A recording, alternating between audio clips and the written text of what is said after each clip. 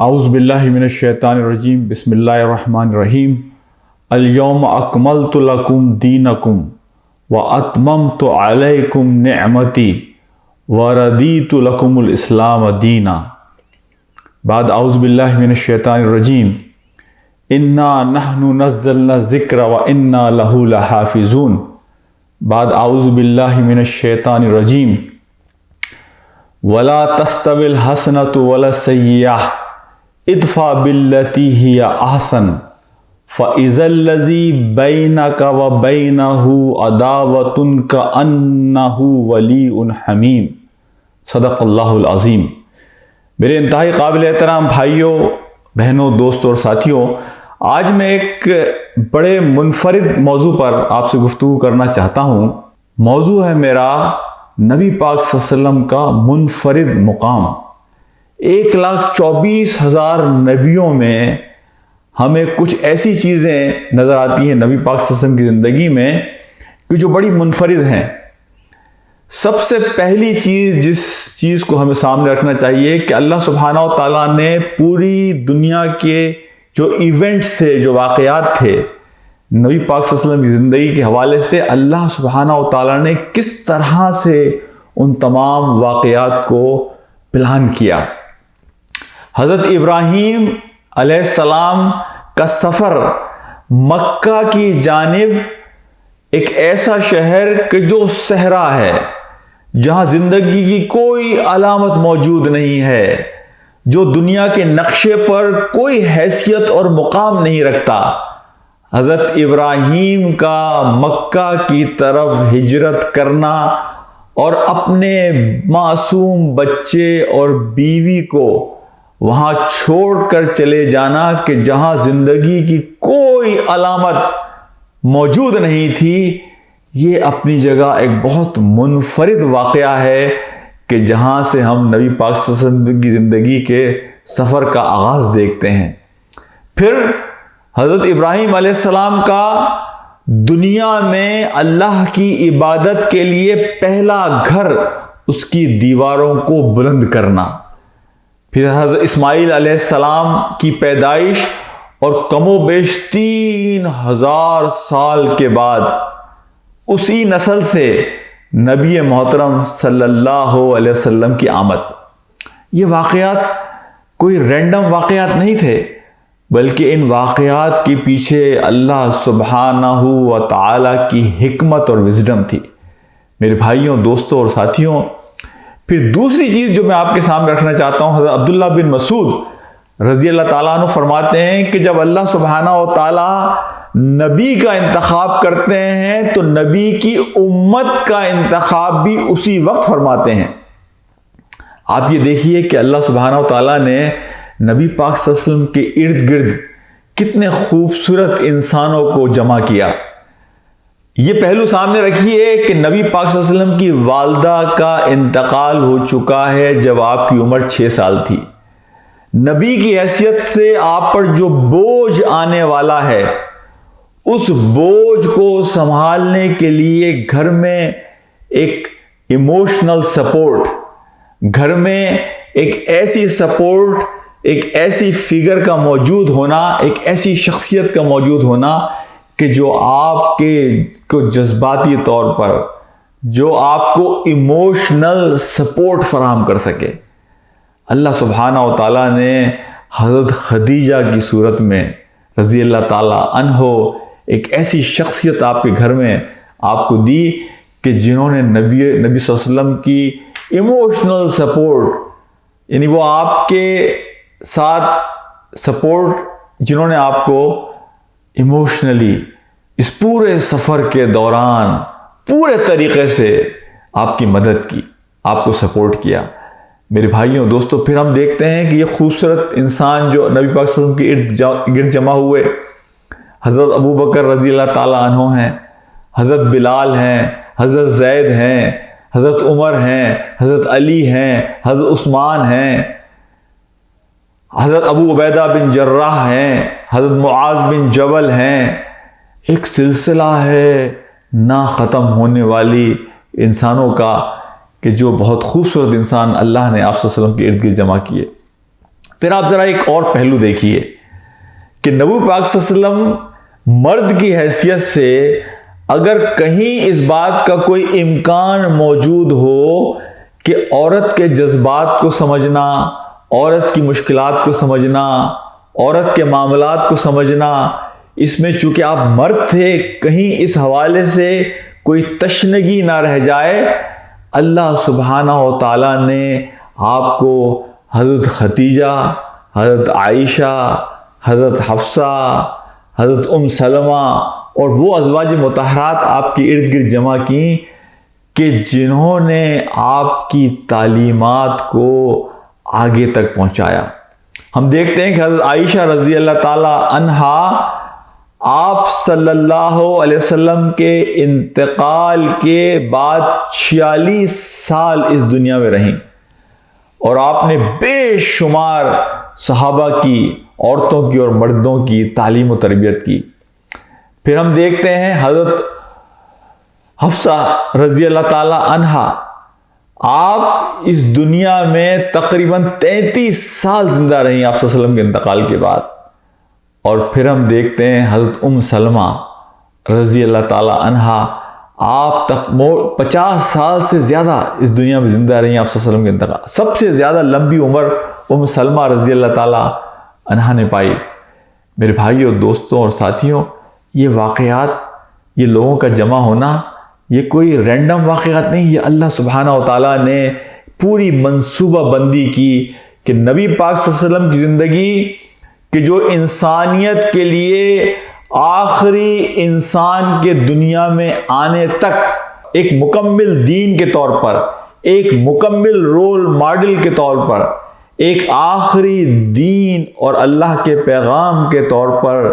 اس پیغام کو، اس نظام کو، اس میسج کو زندہ رہنا ہے، اللہ سبحانہ و تعالیٰ نے اس دین کے تمام پہلوؤں کو مکمل کر اور پھر اللہ سبحانہ و تعالیٰ نے یہ وعدہ بھی فرمایا کہ اللہ اس کو محفوظ فرمائیں گے۔ یہ جو آیت سورہ مائدہ کی میں نے آپ کے سامنے پڑھی، الیوم اکملت لکم دینکم واتممت علیکم نعمتی وردیت لکم الاسلام دینا۔ ایک یہودی نے حضرت عمر سے یہ بات کہی کہ اگر یہ آیت ہمارے پاس نازل ہوئی ہوتی تو جس دن یہ آیت نازل ہوئی ہے وہ دن ہمارے یہاں عید کا دن ہوتا۔ اس لیے کہ اس آیت میں اللہ سبحانہ و تعالیٰ ایک بہت بڑا پیغام دے رہے ہیں۔ پیغام یہ ہے کہ آج کے دن الیوم اکملت لکم دینکم، کہ آج کے دن میں نے تمہارا دین مکمل کر دیا ہے، پرفیکٹ کر دیا ہے، ہر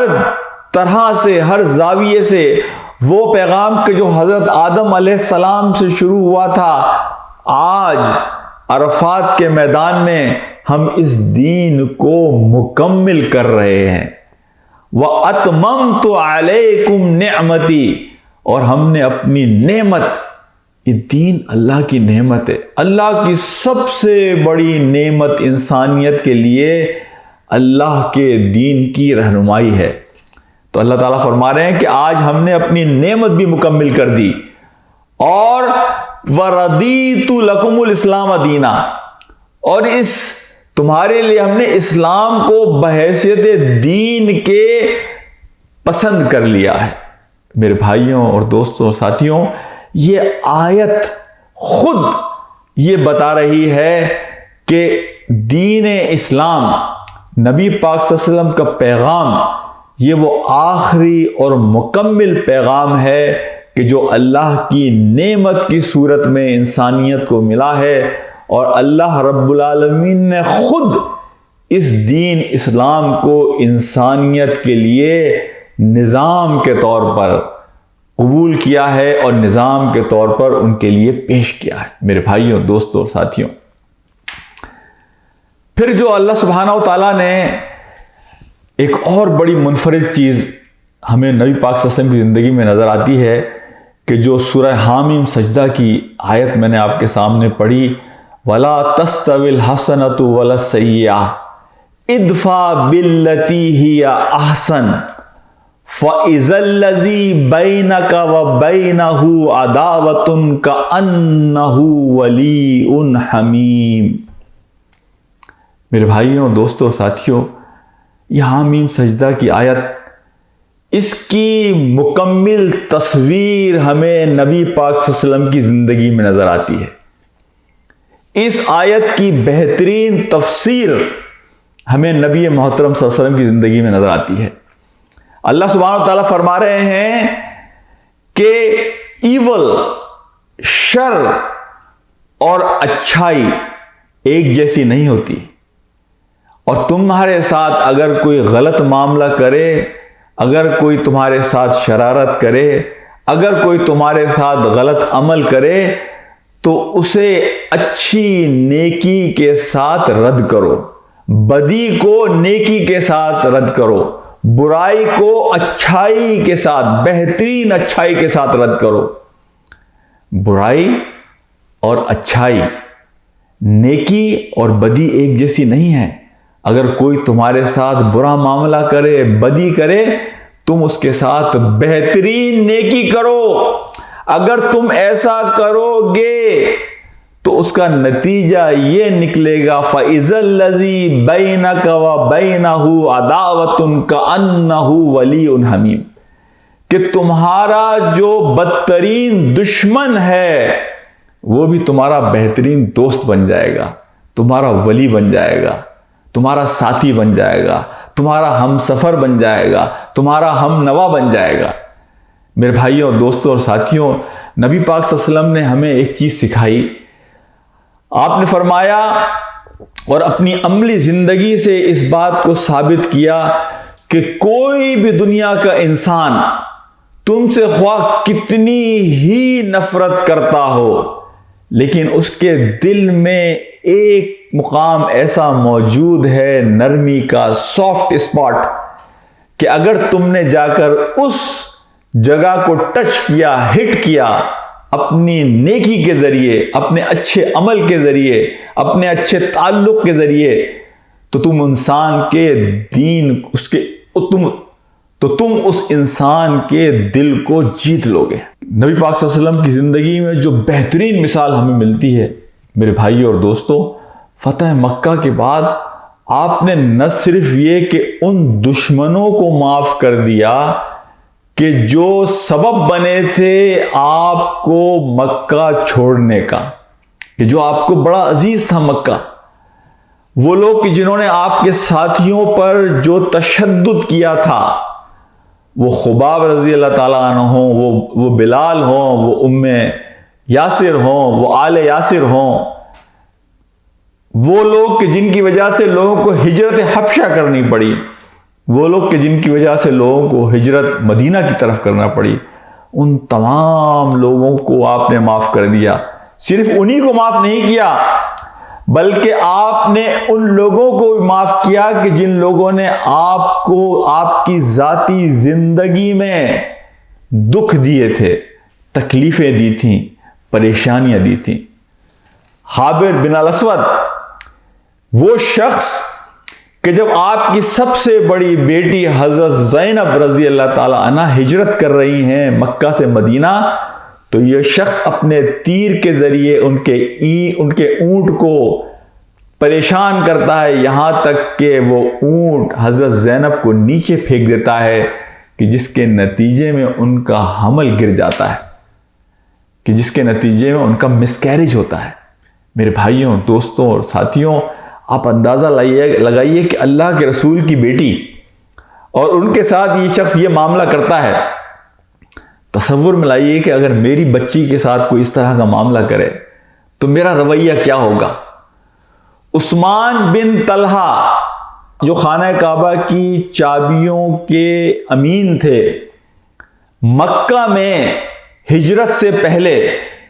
ایک دن نبی پاک صلی اللہ علیہ وسلم نے عثمان بن طلحہ سے کہا کہ عثمان، مجھے کعبے کے اندر 2 رکعت نماز پڑھنے دو۔ تو عثمان نے کہا کہ میں آپ کو یہ اجازت کبھی نہیں دوں گا۔ تو نبی پاک صلی اللہ علیہ وسلم نے فرمایا کہ عثمان، اس وقت کا خیال کرو کہ یہ چابیاں میرے ہاتھ میں ہوں گی، عثمان نے کہا کہ میں یہ چاہوں گا کہ اس وقت سے پہلے اس دنیا سے گزر جاؤں. کیا وہ وقت بھی آئے گا کہ یہ چابیاں آپ کے پاس ہوں گی؟ وہ وقت آیا. فتح مکہ کے بعد وہ چابیاں نبی پاک صلی اللہ علیہ وسلم کے ہاتھوں میں تھیں، اور آپ صلی اللہ علیہ وسلم کے دل کی کشادگی کو دیکھیے. لوگوں کو معاف کرنے کی وہ عملی مثال جو میں نے آپ کے لیے بتائی، ادفع باللتی ہی احسن، کہ تم بدی کو نیکی کے ساتھ، برائی کو اچھائی کے ساتھ، بہترین اچھائی کے ساتھ رد کرو. تو آپ نے بلایا کہ عثمان کو بلاؤ آج، اور آپ نے کہا کہ جو ان چابیوں کا امین ہے اسے یہ چابیاں واپس لوٹا دو. آپ نے فتح مکہ کے بعد وہ چابیاں واپس عثمان بن طلحہ کے حوالے کر دی. میرے بھائیوں، دوستوں اور ساتھیوں، آپ نے ابو لہب کے دونوں بیٹوں کو، عتبہ اور عتیبہ، آپ نے ابو جہل کے بیٹے اکرمہ، آپ نے اپنے چچا کے قاتل وحشی اور ہند دونوں کو معاف کیا. میرے بھائیوں اور دوستوں اور ساتھیوں، یہ ایک بڑی لمبی فہرست ہے. فضیلہ اللیثی، یعنی فتح مکہ کے بعد جب آپ خانہ کعبہ کا طواف فرما رہے تھے تو اس طواف کے دوران آپ نے دیکھا کہ یہ شخص فضیلہ، اس کے چہرے پر کچھ گھبراہٹ اور پریشانی کی علامات ہیں، اور یہ اپنے آپ سے کچھ گفتگو کیے چلا جا رہا ہے. آپ نے اس پریشانی کی حالت میں اسے دیکھا تو آپ جب چکر لگاتے ہوئے اس کے پاس پہنچے تو آپ نے پوچھا کہ فضیلہ، یہ تم ہو؟ اور کیا بات ہے کہ آج میں تمہیں دیکھتا ہوں کہ بڑے پریشان نظر آتے ہو، کیا پریشانی ہے؟ اس نے کہا کہ نہیں، میں اللہ کا ذکر کر رہا ہوں. آپ صلی اللہ علیہ وسلم دوسرے چکر کے لیے گئے اور آپ نے دیکھا کہ فضیلہ کے چہرے پر وہی پریشانی کے علامات ہیں. تو آپ نے پھر رک کر فضیلہ سے پوچھا کہ فضیلہ کیا معاملہ ہے؟ اس نے ذرا ہلکے سے بھاری آواز میں یہ بات کہی، ذرا سے غصے کی حالت میں، کہ میں کچھ نہیں، میں ذکر کر رہا ہوں، اللہ کا ذکر کر رہا ہوں. تیسرے چکر میں پھر آپ نے دیکھا کہ فضیلہ کی حالت بہت خراب ہے، اور وہ بہت آپس میں، یعنی اس کے چہرے پر. فتح مکہ کے بعد آپ جب صلی اللہ علیہ وسلم خانہ کعبہ پہنچے طواف کے لیے تو وہاں ایک شخص فضیلہ اللیثی آپ کو قتل کے ارادے سے آپ کے ساتھ طواف میں شامل ہوا، اور اس نے اپنا زہریلا خنجر اپنے کپڑوں کے اندر چھپایا ہوا تھا. جب طواف کرتے ہوئے آپ کی نظر فضیلہ پہ پڑی تو آپ نے دیکھا کہ اس کے چہرے پر کچھ پریشانی کی علامات ہیں، اور وہ اپنے آپ سے بڑبڑا کر کچھ گفتگو کر رہا ہے. تو آپ صلی اللہ علیہ وسلم چکر لگاتے ہوئے جب اس کے پاس پہنچے تو آپ نے اس سے پوچھا کہ فضیلہ، یہ تم؟ خیریت؟ تمہارے چہرے پر یہ پریشانی کی علامات کیوں ہیں؟ اس نے کہا کچھ نہیں، میں اللہ کا ذکر کر رہا ہوں. یعنی یہ اس وقت تک مسلمان نہیں ہوا تھا، یہ ظاہر کرنے کی کوشش کر رہا ہے نبی پاک صلی اللہ علیہ وسلم کو کہ میں تو مسلمان ہو چکا ہوں. آپ صلی اللہ علیہ وسلم نے دوسرے چکر میں بھی دیکھا کہ فضیلہ کے چہرے پر گھبراہٹ اور بڑھتی جا رہی ہے، اور وہ اپنے آپ سے بڑبڑا رہا ہے، گفتگو کر رہا ہے. تو آپ نے پھر رک کر اس سے پوچھا، اور اس نے پھر ذرا آپ سے تیز آواز میں کہا کہ میں اللہ کا ذکر کر رہا ہوں. تیسرے چکر میں آپ نے پھر فضیلہ کی وہی حالت دیکھی، اور فضیلہ نے جب کہا کہ میں اللہ کا ذکر کر رہا ہوں، آپ رکے اور آپ نے اس کے سینے پر ہاتھ رکھا، اور آپ نے سینے پر ہاتھ رکھ کر فضیلہ سے کہا کہ اللہ کا خوف کرو، اور آپ نے اس کے سینے پر ہاتھ رکھ کر اس کو دعا دی.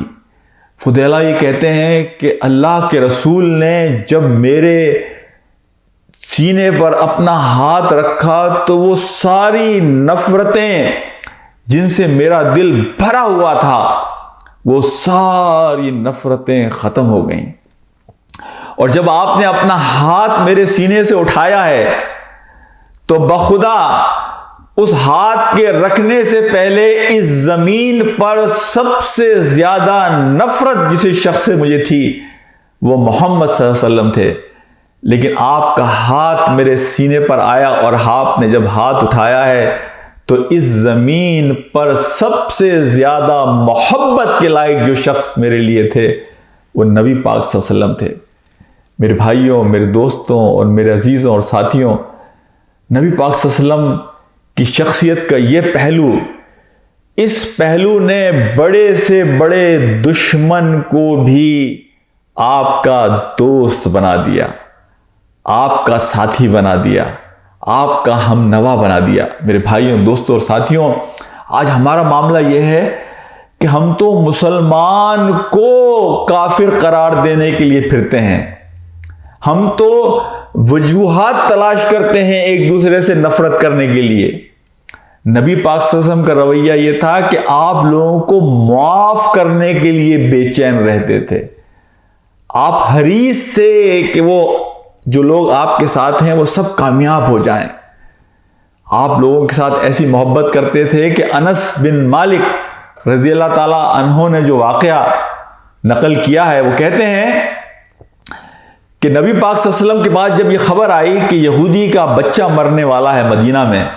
تو آپ اتنی تیزی کے ساتھ اس یہودی کے گھر کی طرف گئے کہ ہمارا سانس اکھڑ گیا، ہمارا سانس پھول گیا، ہمیں سانس اپنا لینے میں مشکل ہوئی کہ اتنی تیزی کے ساتھ آپ گئے، اور آپ اس بچے کے پاس بیٹھ کر اسے کہتے ہیں کہ تو کلمہ پڑھ لے، لا الہ الا اللہ محمد رسول اللہ۔ وہ اپنے باپ کی طرف دیکھتا ہے تو اس کا باپ جو یہودی ہے وہ کہتا ہے اپنے بچے سے کہ بات مان لے ابو القاسم کی، ابو القاسم آج جو بات کہہ رہا ہے وہ بات مان لے۔ وہ بچہ کلمہ پڑھتا ہے، لا الہ الا اللہ محمد رسول اللہ، اس دنیا سے رخصت ہو جاتا ہے۔ انس بن مالک کہتے ہیں کہ نبی پاک صلی اللہ علیہ وسلم جب اس کے گھر سے نکلے ہیں تو آپ کے چہرے پہ جو سکون تھا، جو اطمینان تھا، جو خوشی تھی، وہ آپ کے چہرے سے ٹپکی جاتی تھی، اور یہ اطمینان اور یہ خوشی اس بات کی تھی کہ آپ نے دنیا کی ایک روح کو، ایک انسان کو جہنم کی آگ بننے سے بچا لیا۔ میرے بھائیوں اور دوستوں اور ساتھیوں، ہمیں نبی کے اس پہلو کو، زندگی کے اس پہلو کو اپنے سامنے رکھنا ہے کہ ہمیں بھی لوگوں سے محبت کرنی ہے، لوگوں کو معاف کرنا ہے۔ کوئی اگر ہم سے برا معاملہ کرتا ہے، ہم اس کو اچھائی سے بدلیں۔ یہ اللہ ہمیں حکم دے رہا ہے، وَلَا تَسْتَوِي الْحَسَنَةُ وَلَا السَّيِّئَةُ، کہ نیکی اور برائی برابر نہیں ہو سکتے۔ اِدْفَعْ بِالَّتِي أَحْسَنُ، رد کرو برائی کو احسن، بہترین نیکی سے، تو تم دیکھو گے کہ بڑے بڑے دشمن تمہارے دوست بن جائیں گے۔ میرے بھائیوں دوستوں، نبی پاک صلی اللہ علیہ وسلم کی زندگی کے اس پہلو کو ہمیں اپنے سامنے رکھنا چاہیے۔ پھر نبی پاک صلی اللہ علیہ وسلم کی زندگی کا ایک اور پہلو میں آپ کے سامنے رکھنا چاہوں گا۔ دیکھیں، اللہ کے رسول صلی اللہ علیہ وسلم کو اگر ہم دیکھیں تو آپ کا اللہ سے جو تعلق تھا، آپ کا اللہ پر جو توکل تھا، آپ اللہ کے ذکر میں جس طرح اپنے آپ کو مشغول رکھنا چاہتے تھے، آپ اپنے دل کی کیفیت کو جس طرح آنکھوں سے آنسو بہا کر اللہ کے سامنے پیش کرتے تھے، میرے بھائیوں اور دوستوں اور ساتھیوں، آپ صلی اللہ علیہ وسلم اللہ سے یہ دعا کیا کرتے تھے کہ یا اللہ مجھے غریبوں میں رکھ اور مجھے غریبوں کے ساتھ اٹھا، مجھے ایک دن تو کھانے کے لیے دے اور دوسرے دن میرے پاس کچھ نہ ہو، تاکہ میں ہاتھ اٹھا کر تجھ سے رزق کی التجا کر سکوں، دعا کر سکوں، تیرے در پر حاضر ہو کر اپنے ہاتھ اٹھا کر گڑ گڑا کر تیرے سامنے اپنی ضرورت کو پیش کر سکوں۔ میرے بھائیوں، اگر آپ دیکھیں بنی اسرائیل میں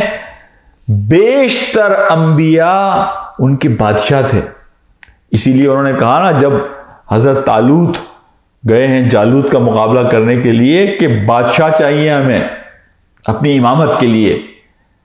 لیکن اللہ کے رسول صلی اللہ علیہ وسلم کی زندگی کے اس پہلو کو دیکھیے، آخری نبی ہیں صلی اللہ علیہ وسلم، آپ ایک ایسی مثال چھوڑ کے جانا چاہتے تھے دنیا میں کہ دنیا کا غریب سے غریب آدمی بھی یہ عذر پیش نہ کر سکے کہ اس دین پر عمل کرنا میرے لیے مشکل ہے۔ نبی نے خود اپنے آپ کو مثال بنایا حضرت مناظر حسن گیلانی صاحب اپنی سیرت کی کتاب میں لکھتے ہیں کہ نبوت کے پہلے 10 سال اللہ سبحانہ و تعالی نے نبی پاک صلی اللہ علیہ وسلم اور ان کے ساتھیوں کو پورے طریقے سے دشمنوں کے حوالے چھوڑ دیا تھا، دشمنوں کے حوالے کر دیا تھا، اور اللہ کی اصل مدد اور نصرت تو آئی ہے طائف کے واقعے کے بعد۔ یہ 10 سال اللہ نے کیوں نبی پاک صلی اللہ علیہ وسلم اور صحابہ کو ان کے دشمنوں کے حوالے کر دیا تھا؟ تاکہ میں اور آپ کل کوئی عذر پیش نہ کر سکیں۔ اس دین پر ایک عام انسان کے لیے تو عمل کرنا مشکل ہے، یہ تو نبیوں ہی کے کرنے کا کام ہے۔ اللہ نے ہمیں یہ بتایا کہ تم اگر اپنا حق ادا کرو گے، جو اللہ نے تمہیں دیا ہے وہ اللہ کی راہ میں استعمال کرو گے، تو اس کے بعد اللہ کی مدد لازماً تمہارے لیے آئے گی۔ شرط صرف یہ ہے کہ تمہیں ایمان پر ڈٹے رہنا ہے۔ ان الذین قالوا ربنا اللہ ثم استقاموا تتنزل علیہم الملائکۃ الا تخافوا ولا تحزنوا۔ ایمان لاؤ، ڈٹ جاؤ، اللہ فرشتوں کو تمہارے اوپر بھیجے گا، اللہ تخافوا ولا تحزنوا، کہ تمہیں نہ کسی خوف کی ضرورت ہے اور نہ کسی رنج اور غم کی ضرورت ہے۔ میرے بھائیوں، دوستوں اور ساتھیوں، نبی پاک صلی اللہ علیہ وسلم کی زندگی کا یہ پہلو کہ آپ نے ہمارے لیے وہ مثال چھوڑی، زندہ مثال، کہ یہ انسان کہ یہ دین، اس کائنات، آپ نے ہمارے لیے زندہ مثال چھوڑی کہ رہتی دنیا تک یہ دین اپنے تمام پہلوؤں سے ہمارے لیے ایک مکمل دین کے طور پر ایک رول ماڈل رہے گا۔ پھر اللہ سبحانہ و تعالیٰ نے قرآن میں یہ وعدہ کیا، انا نحن نزلنا الذکر وانا لہ لحافظون۔ سورہ ہجر کی آیت ہے، اور یہ آیت منفرد آیت ہے کہ یہ آیت اس سے پہلے کسی آسمانی کتاب کے بارے میں اللہ سبحانہ و تعالیٰ نے نہیں اتاری، کہ یہ اللہ سبحانہ و تعالیٰ فرما رہے ہیں کہ یہ نور، یہ روشنی، یہ ہدایت، یہ قرآن، اسے نازل بھی میں کر رہا ہوں اور اس کی حفاظت بھی میں کروں گا۔ اور آپ کو پتا ہے کہ یہ آیت کس سورہ میں آئی ہے؟ سورہ ہجر، اور ہجر کا مطلب ہے پتھر، اور ہم اور آپ سب جانتے ہیں، یہ محاورہ ہم استعمال کرتے ہیں کہ پتھر پہ لکھی ہوئی چیز بدلی نہیں جا سکتی۔ یہ پتھر پہ لکھی ہوئی آیات یہ اس طرح سے ہیں، یہ آیات کہ انہیں دنیا کی کوئی طاقت، کوئی انسان، کوئی قوت، کوئی باطل نظام بدل نہیں سکتا۔ یہ پتھر پہ لکھی ہوئی وہ لکیریں ہیں کہ جنہیں بدلا نہیں جا سکتا۔ سورہ ہجر میں اس آیت کا آنا، اللہ سبحانہ و تعالیٰ مجھے اور آپ کو یہ پیغام دے رہے ہیں کہ یہ آیتیں، یہ پیغام اللہ کا ایسا ہے کہ جیسا پتھر پہ لکھی ہوئی کوئی چیز کہ بدلی نہیں جا سکتی۔ انا نحن نزلنا الذکر وانا لہ لحافظون۔ میرے بھائیوں، دوستوں اور ساتھیوں، ہم یہ دیکھتے ہیں کہ نبی پاک صلی اللہ علیہ وسلم کی زندگی کے خاتمے کے ساتھ ہی اسلام کے خلاف سازشوں کا آغاز ہوتا ہے، جھوٹے نبیوں کا آغاز ہوتا ہے، منکرین کا آغاز ہوتا ہے، خوارج کا آغاز ہوتا ہے، اپنوں کی اور غیروں کی سازشوں کا آغاز ہوتا ہے۔ ہم دیکھتے ہیں کہ منگولز، جنہوں نے 40 سے 60 ملین مسلمانوں کو قتل کیا، کروسیڈرز، جنہوں نے مسلمانوں کا اتنا خون بہایا جیروسلم کے اندر کہ لوگ کہتے ہیں کہ جو جانور جن پر وہ بیٹھے ہوئے تھے ان کی ٹانگیں خون میں ڈوب گئی تھیں۔ میرے بھائیوں اور دوستوں، دنیا کے ہر خطے میں ہم یہ دیکھتے ہیں کہ پھر مغرب کی طاقتوں نے کروسیڈرز کے آنے کے بعد انہوں نے کولونائز کیا، غلام بنایا ساری مسلم دنیا کو سوائے چند ملکوں کے۔ اس سب کچھ کے باوجود ہم دیکھتے ہیں کہ یہ دین پھر ابھر کر سامنے آ جاتا ہے۔ انا نحن نزلنا الذکر وانا لہ لحافظون۔ یہ اللہ کا وعدہ ہے میرے بھائیوں، دوستوں اور ساتھیوں کہ اللہ سبحانہ و تعالیٰ نے اس دین کو بھیجا ہے اور اللہ ہی اس دین کی حفاظت کرے گا۔ وَرَضِيتُ لَكُمُ الْإِسْلَامَ دِينًا، اللہ نے اس دین کو میرے اور آپ کے لیے پسند کیا ہے اور اللہ ہی اس دین کی حفاظت فرمائیں گے۔ اصل بات یہ ہے کہ یہ دین تو باقی رہے گا، یہ دین تو قائم رہے گا، یہ دین تو آگے بڑھتا رہے گا، یہ اللہ کا کلمہ اس دنیا میں موجود رہے گا۔ اصل بات یہ ہے کہ میں اور آپ کہاں کھڑے ہوں گے، میں اور آپ کس جگہ کھڑے ہوں گے۔ ہم اس دین کا ساتھ دینے والوں میں ہوں گے یا ہم خاموش تماشائی بننے والوں میں ہوں گے یا ہم دین کے مخالفوں میں ہوں گے۔ اللہ سبحانہ و تعالیٰ قرآن میں مجھے اور آپ کو پکارتے ہیں، یا ایھا الذین آمنوا کونوا انصار اللہ۔ کون ہے تم لوگوں میں جو اللہ کا انصار بننے والا ہے، انصار ساتھی بننا چاہتا ہے، اللہ کا مددگار بننا چاہتا ہے؟ جس طرح حضرت عیسیٰ علیہ السلام نے اپنے حوارین سے پوچھا تھا، من انصاری الی اللہ، تم میں سے کون ہے جو میری مدد کرے گا؟ تو جو اللہ کے سپاہی تھے، اللہ کے مجاہد تھے، اللہ کے مخلص بندے تھے، اللہ کے دین سے محبت کرنے والے تھے، ان کا جواب تھا، نحنو انصار اللہ، ہم ہیں اللہ کے مددگار، ہم ہیں اللہ کے ساتھی، ہم خاموش تماشائی نہیں بنیں گے، ہم اللہ کے مددگار بنیں گے، ہم اللہ کے دین کو بلند کرنے کا کام کرنے والوں میں شامل ہو جائیں گے۔ میرے بھائیوں، اللہ کی مدد یہ ہے کہ ہم اس دین کو خود سمجھیں، اللہ کی مدد یہ ہے کہ ہم اس دین کو اپنے اوپر نافذ کریں، اللہ کی مدد یہ ہے کہ ہم اپنے ارد گرد کے لوگوں کے پاس پہنچ کر اس دین کو پہنچائیں۔ اللہ کی مدد یہ ہے کہ ہم اس دین کے قیام کی جد و جہد میں اپنی تمام صلاحیتوں کو لگا دیں۔ اللہ کی مدد یہ ہے کہ ہم آخری سانس تک اللہ کا بندہ بن کر اللہ کے دین کی مدد اور نصرت کے لیے نکل جائیں۔ میرے بھائیوں اور دوستوں اور ساتھیوں، اگر ہم نے یہ کیا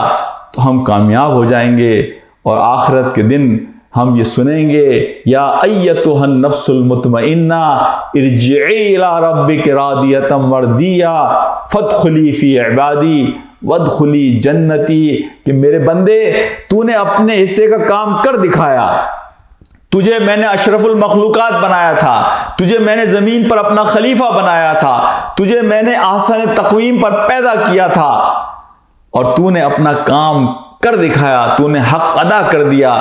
آج میں تجھ سے خوش ہوں اور تو میری جنت میں داخل ہو جا۔ ہم اللہ سے دعا کرتے ہیں کہ اللہ ہمیں ان لوگوں میں شامل فرمائے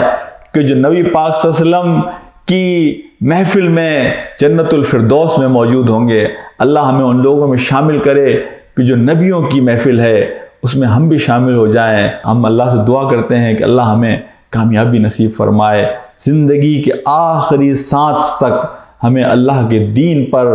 قائم رہنے کی توفیق عطا فرمائے۔ جو کلمہ لا الہ الا اللہ محمد رسول اللہ ہم نے پڑھا ہے، اس کے مطابق ہمیں زندگی گزارنے کی توفیق عطا فرمائے۔ وَاعْبُدْ رَبَّكَ حَتَّى يَأْتِيَكَ الْيَقِينُ، کہ اللہ کے بندے بن کر رہنا اس گھڑی تک کہ اس دنیا سے